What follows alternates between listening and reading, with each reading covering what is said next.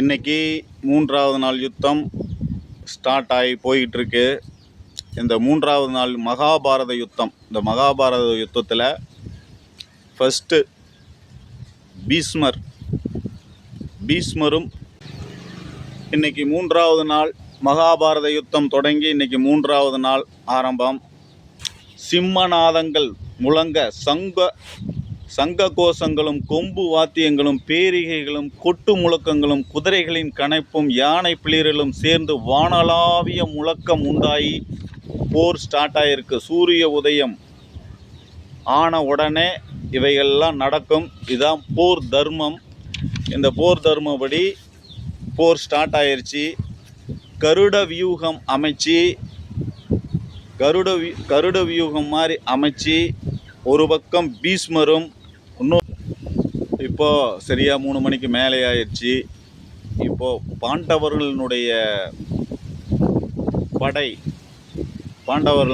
படை கொஞ்சம் களைப்புற்று போயிருக்கிறது. பீஷ்மர் செதறி போன படையை திருப்பி கூட்டிகிட்டு வரமாட்டாருன்ற அப்படியே களைப்பில் அப்படியே நின்றுக்கிட்டு இருக்கிறாங்க. என்ன பண்ணுறது ஏது பண்ணுறதுன்னு தெரியாமல் பார்த்தீங்கன்னா பீஷ்மர் மிரண்டு போய் இருந்த கௌரவ படைகளை திரட்டி கொண்டு துரியோதனன் கேட்டதற்காக மனசுக்குள்ள கடுப்பாகி திரட்டி கொண்டு மீண்டும் போர் தொடுக்கிறாரு. இப்போது அர்ஜுனன் மேலே நிறைய அம்புகள் பொழிகிறாரு. அர்ஜுனன் எல்லாத்தையும் தடுக்கிறாரு. பயங்கர சலிப்பாக எல்லாத்தையும் தடுக்கிறாரு. இவருக்கு சலிப்பு இருக்கிறது. தனக்கு ரொம்ப பிரியமானவர்கள் மீது அன்பு அம்பை போட்டுக்கிட்டு இருக்கிறோமே என்னடா பண்ணுறது அப்படின்னு எல்லா அம்புகளையும் பீஷ்மர் செலுத்திக்கிட்டு இருக்கிறாரு. ஒரு பக்கம் அடிபடுது, கிருஷ்ணனுக்கும் அடிபடுகிறது. பீஷ்மர் விட்ட அம்பால் காயங்கள் ஏற்படுகிறது. அர்ஜுனனுக்கும் காயம் ஏற்படுகிறது. அர்ஜுனன் சரியாக போர் தொடுக்க முடியவில்லை, தடுமாறுறாரு. ஏன் தடுமாறுறாரு அப்படின்னா அவர் மேல் பீஷ்மர் மேல் வைத்திருந்த அன்பு தடுமாறுறாரு.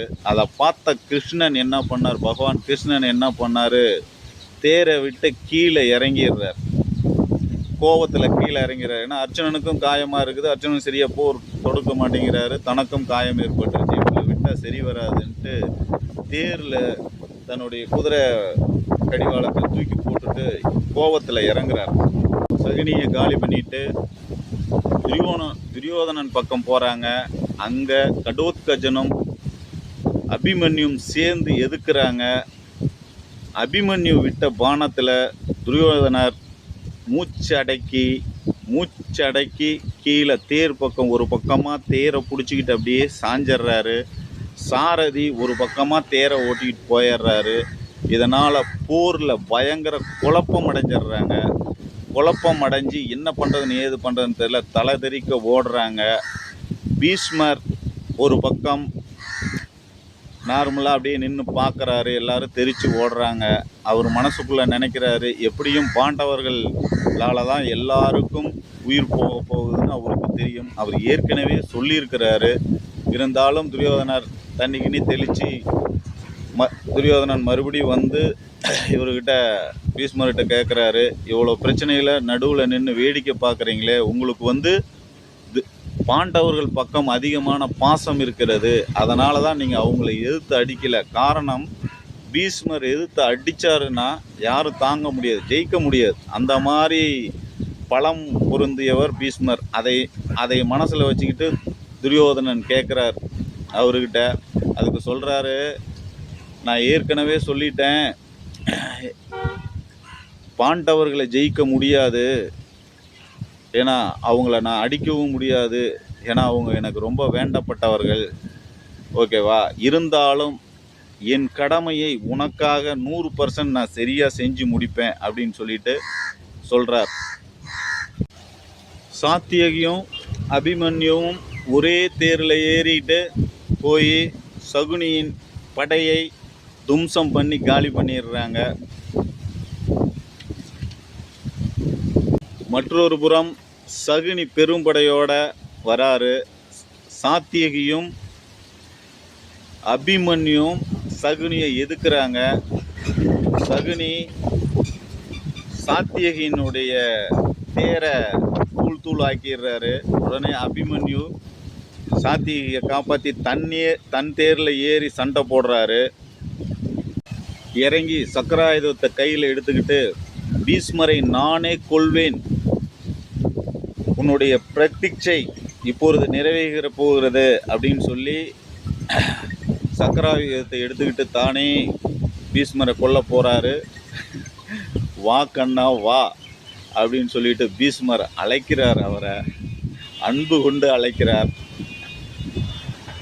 லோகநாதா, தாமரை கண்ணா, வா கண்ணா வா என்று அன்பு உள்ளத்தோடு நெகிழ்ச்சியோடும் கிருஷ்ண பகவான் அழைக்கிறார்.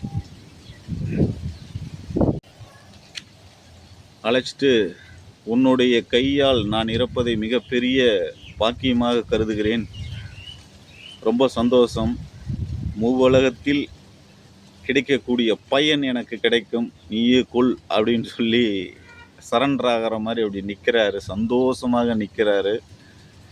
அப்போது அர்ஜுனன் பார்க்குறாரு, ஆகா எல்லா காரியமுமே கெட்டு போயிருமேன்ட்டு ஓடோடி வந்து கிருஷ்ண பகவானை துரத்துறாரு. துருத்திட்டு, கிருஷ்ணா நில்லு, நானே இந்த காரியத்தை செய்கிறேன், வா என்னோடு, எல்லாம் கெட்டு போய்விடும், வா என்னோடு என்று வாஞ்சையோடு அழைக்கிறார்.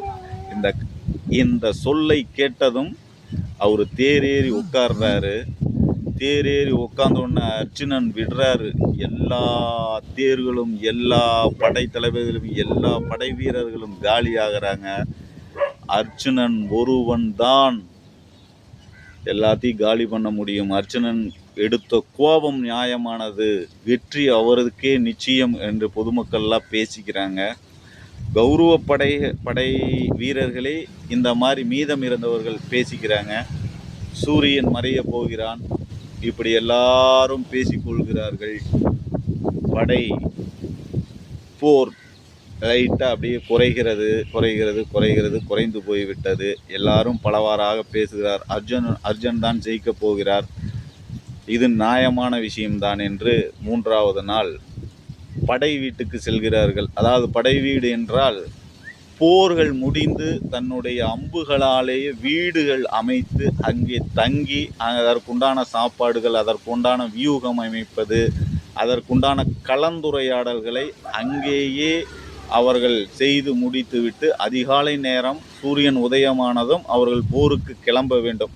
அதாவது நாளைக்கு என்ன பண்ணுறது, நாளைக்கு யார் படையை தாங்கிறது, நாளைக்கு என்னென்ன மாதிரி செயல்படணும், யார் தேர் ஓட்டுறது, யார் யானை படைக்கு யார் தலைமை தாங்குவது, குதிரை படைக்கு யார் தலைமை தாங்குவதுன்னெலாம் நைட்டாக முடிவு பண்ணி அதுக்குண்டான வீடுகள், அதாவது தன் கொண்டு போன அம்புகள், தேர்களை வைத்து படை வீடு என்று சொல்லி ஒரு வீடு அமைப்பாங்க. அந்த வீட்டில் தங்கிக்குவாங்க.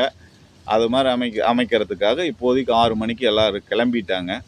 கிளம்பி போயிட்டுருக்குறாங்க. எல்லோரும் பயங்கர டயர்டாக கிளம்பி போயிட்டுருக்குறாங்க.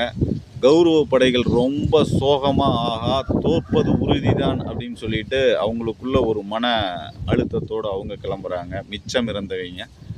இது இன்றைய 3வது நாளினுடைய போரினுடைய முடிவு. வணக்கம்.